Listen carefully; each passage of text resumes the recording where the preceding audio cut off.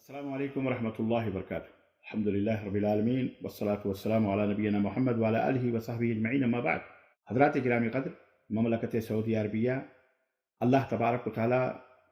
کا ایک عطیہ، ایک تحفہ ہے عالم اسلام کے لیے، پوری دنیا کے مسلمانوں کے لیے، پوری دنیا کے اہل السنہ والجماعہ کے لیے،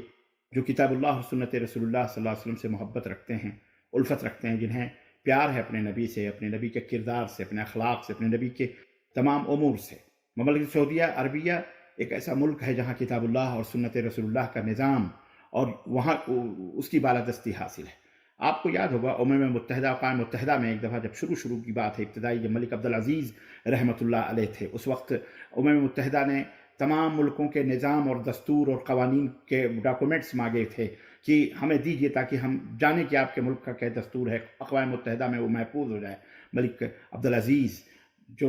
جن کے ہاتھوں پر آخری تاسیس ہوئی، بنیاد پڑی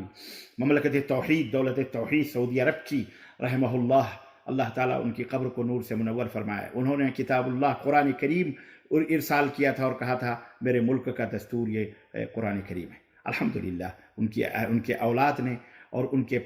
اولاد کے اولاد نے الحمدللہ کتاب اللہ اور سنت رسول اللہ کو الحمدللہ اس کو پوری سعودی عرب کا تاج سمجھا اور رکھا، اور اس تعلق سے ان کی جو کوششیں کتاب اللہ کو نشر کرنے میں، ملک فہد رحمہ اللہ جنہوں نے مجمع الملک فہد مدینہ منورہ کے اندر اتنا بڑا طباعت قرآن کریم کا کمپلیکس بنایا کہ الحمدللہ تاریخ اسلام میں ایک عجیب و ایک نئی چیز تھی، اور یہ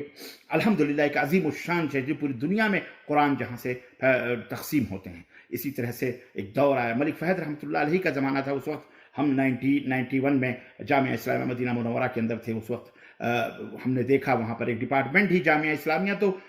بنا ہی تھا پوری دنیا کے مسلمان کے بچوں کی تعلیم کے لیے، سارے مسلمان کے بچے، پوری دنیا کے طلبہ وہاں موجود تھے، جن کے کھانے پینے رہنے، آج گاڑی موٹر سب کچھ، کتابیں اور اوپر سے اور وظیفے اور تنخواہیں بھی دی جاتی تھیں الحمدللہ۔ اور آج تک الحمدللہ یہ سلسلہ مملکت سعودی عربیہ کا جاری ہے، اور وہاں کے علم سے فیض اٹھا کر پوری دنیا کے اندر طلبہ پھیلے ہوئے ہیں اور کتاب اللہ سنت رسول اللہ کی دعوت دے رہے ہیں۔ اس وقت خدمت السنہ والسیرہ کے نام سے باقاعدہ جامعہ اسلامیہ ڈپارٹمنٹ تھا، جس میں ہمارے اور آپ کے بڑے ہی معتبر مناظر اسلام فضیلت الشیخ حضرت مولانا صفی الرحمان مبارک پوری صاحب الرحیق المختوم، سیرت کے موضوع پر جنہوں نے کتاب لکھی الحمدللہ، ان کو بلایا گیا تھا تحقیق کے لیے، تو یہ بھی، اور وہاں سے سیرت کی اور سنت کی تحقیق ہوتی تھی۔ پھر ایک دور آیا، چلتا رہا، معاملہ بڑھتا رہا دور۔ ابھی میں مختصر وقت میں آپ کو ایک بات بتاتا چلوں کہ ملک سلمان حفظہ اللہ جو اس وقت کے ملک ہے، خادم الحرمین شریفین، انہوں نے ابھی کیا کہتے ہیں 27 محرم الحرام 1439 کے مطابق 17 اکتوبر 2017 کے اندر انہوں نے مجمع الملک لطباعت الاحادیث النبویہ کے نام سے باقاعدہ ایک بہت بڑا کمپلیکس مدینہ منورہ میں بنا، جس میں سنت رسول اللہ صلی اللہ علیہ وسلم کے تعلق سے جتنی بھی محدثین کی کتابیں ہیں، محقق تحقیق ہوں گی اور وہ چھپ رہی ہیں، اور دنیا کے اندر اس کو تقسیم کیا جائے گا۔ یہی نہیں بلکہ آپ کو حیرت ہوگی یہ سن کر کے کہ ہندوستان کے ایک عظیم الشان ہندوستان کی ہستی جو مدینہ منورہ پڑھنے کے لیے تشریف لائی، آپ دنیا ان کو جانتی ہے، وہ غیر مسلم تھے ہندوستان کے اندر، آج بھی ان کا خاندان غیر مسلموں کا ہے۔ علامہ ضیاء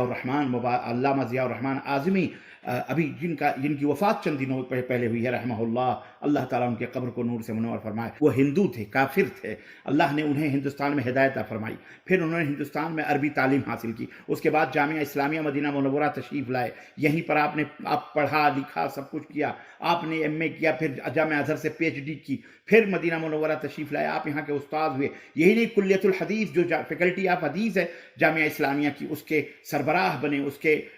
پرنسپل بنے، اس کے ڈائریکٹر جنرل بنے۔ اس کے بعد الحمدللہ یہی نہیں بلکہ وہاں سے ریٹائرڈ ہونے کے بعد بھی نبی کریم صلی اللہ علیہ وسلم سنت کی خدمت میں لگے رہے۔ اپنی زندگی کے آخری لمحات میں انہوں نے جو عظیم الشان خدمت انجام دی کتاب کی، الجامع الکامل، دنیا کی سب سے عظیم الشان کتاب، جس میں آپ کو حیرت ہوگی کہ ساری صحیح حدیثوں کو علامہ ضیاء الرحمن اعظمی رحمۃ اللہ علیہ نے